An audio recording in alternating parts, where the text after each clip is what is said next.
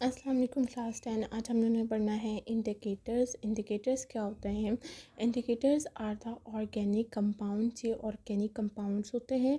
They have different colours in acidic and alkaline solution. ठीक है, क्या कह रहे हैं कि इनका कलर्स जो होता है वो एसिडिक में और अल्कलाइन सोल्यूशन में चेंज हो जाते हैं। यानी अल्कलाइन सोल्यूशन में कुछ और देंगे कलर्स, और एसिडिक सोल्यूशंस में जब हम इसको डिप करते हैं तो वो कुछ और कलर्स देते हैं। Litmus is a common indicator. Litmus जो है वो कॉमन इंडिकेटर है जो हर जगह पे यूज़ कर लिया जाता है, हर जगह पे अवेलेबल होता है। It is red in acidic solution. जब आप इसको एसिड सोल्यूशन में रखते हो तो वो रेड कलर का होता है।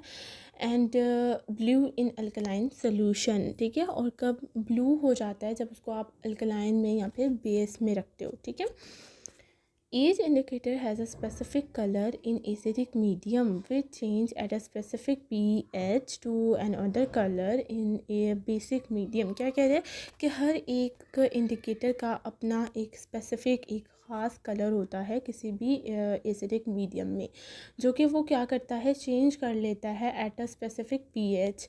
जब उसकी पीएच जो है अपनी स्पेसिफिक पीएच पर वो चेंज कर लेता है। ठीक है, यानी कि अगर उसकी पीएच चेंज होगी तो इंडिकेटर का कलर भी चेंज हो जाएगा। For example, phenolphthalein is colourless in strongly acidic solution and red in strongly alkaline solution. अगर हम फिनोफ्थिलीन को लिथमस पेपर पर रखें और उसको फिर हम डिप कर दें एसिडिक सॉल्यूशन में तो वो कलरलेस रहेगा। लेकिन वही उसको हम लोग जब अल्कलाइन सॉल्यूशन में डिप करेंगे तो क्या हो जाएगा, वो रेड कलर देगा। It change colour at pH of about 9। कब वो चेंज करेगा? जब उसकी पीएच जो है वो 9 हो जाएगी, यानी कि वो बेसिक सॉल्यूशन बन जाएगा। ठीक है, this means phenolphthalein is colourless in a solution with pH less than 9। क्या क्या कह रहे हैं कि जब इसकी फिनोफ्थिलीन की पीएच 9 से कम होगी, यानी कि 5, 3, 2, 1 इस तरह से होगी, तो उसका कलर वो कलर नहीं देगा। ठीक है, 8 से नीचे होगी, 8, 7, 6, 5, 4, 3 इस तरह से होगी तो वो कलरलेस रहेगा। लेकिन जैसे ही उसकी पीएच 9 होगी तो वो क्या, रेड कलर में चेंज हो जाएगा।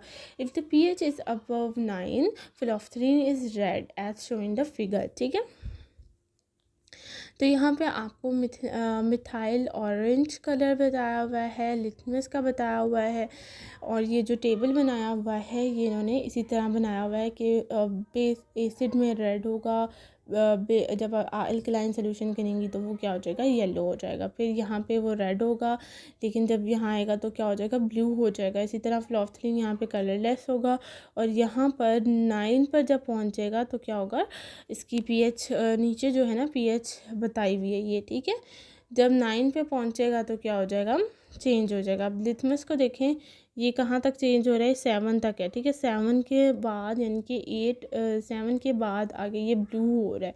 इसी तरह रेड को अगर हम देखें तो ये 4 पे आ रहा है, आई थिंक, हाँ 4 पे आ रहा है। तो 4 के बाद जो है, यानी कि 4 पर आने जब पहुँच जाएगा तो ये येलो होना स्टार्ट हो जाएगा। ठीक है,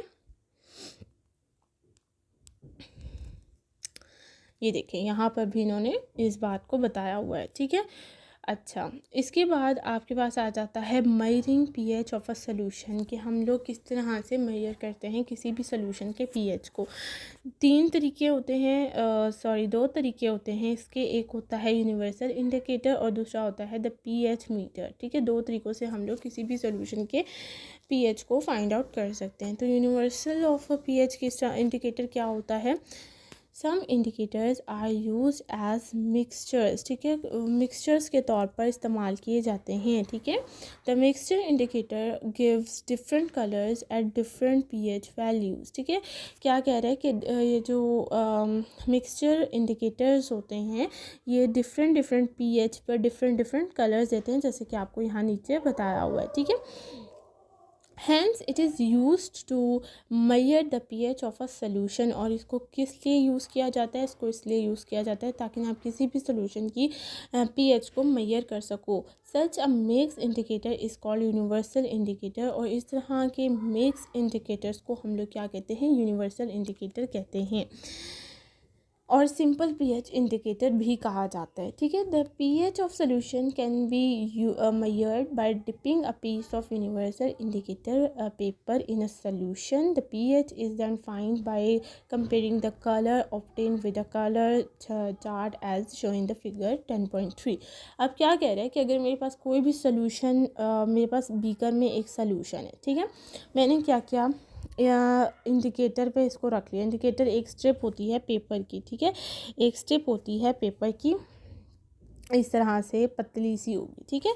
अब इसके ऊपर मैंने क्या किया, इसके ऊपर मैंने यहाँ पर इंडिकेटर रख लिया, ठीक है। अब यहाँ पर मैंने इसकी टिप पर क्या लगा दिया, मैंने अपना सॉल्यूशन लगा दिया, और उसको जैसे ही मैंने उस पर अपना सॉल्यूशन लगाया वो क्या होना शुरू हो जाएगा, और जब मैं उसको एसिड पे लेके जाऊँगी, या जब मैंने इसके ऊपर लगा दिया, यहाँ तक मैंने इसको लगा दिया, और जब मैं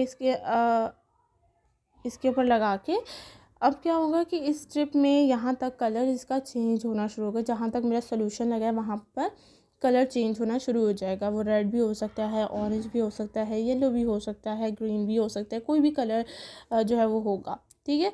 तो और फिर मैं उसका कलर इस चार्ट के ऊपर रख के चेक करूँगी कि वो किससे मैच कर रहा है। फॉर एग्जांपल अगर वो येलो से मैच कर रहा है तो उसकी पीएच क्या होगी, इसका मतलब है कि उसकी पीएच 6 है। तो इस तरह से मुझे क्या मिल जाएगा, इस तरह से मैं फाइंड कर सकूँगी किसी भी सोल्यूशन की पीएच को, ठीक है। अच्छा, उसके बाद आ जाता है pH, the pH meter. PH meter क्या होता है, the pH of a solution can be measured with a pH meter. PH meter के साथ भी किसी भी सोल्यूशन की पीएच को फाइंड आउट किया जा सकता है। It consist of a pH electrodes. इसके अंदर इलेक्ट्रोड्स होते हैं जो क्या करते हैं, ये एक मीटर बना हुआ है, ये एक मीटर बना हुआ है जिसका ये एक इलेक्ट्रोड है, और ये सोल्यूशन में उसने डिप किया हुआ है। The electrode is dip into the solution and the meter show the pH इधर ऑन द स्केल और digitally. It is measured more reliable and accurate method of measuring pH than universal indicator papers, ठीक है। अब वो क्या कह रहे हैं, जब मैंने ये इसके अंदर डिप कर दिया, ठीक है, और इसके ऊपर यहाँ पर स्क्रीन में जो है वो पीएच मीटर जो नीडल है वो घूमने लग जाएगी, और जो इस सोल्यूशन की पीएच होगी वो यहाँ आ जाएगी। फॉर एग्जांपल अगर 6 है, उसकी यहाँ 7 है, तो ये सुई जो है वो 6 पर रुक जाएगी, और मुझे पता चल जाएगा इस सोल्यूशन की पीएच कितनी है, 6 pH है इसकी, ठीक है, ये मुझे पता चल जाएगा।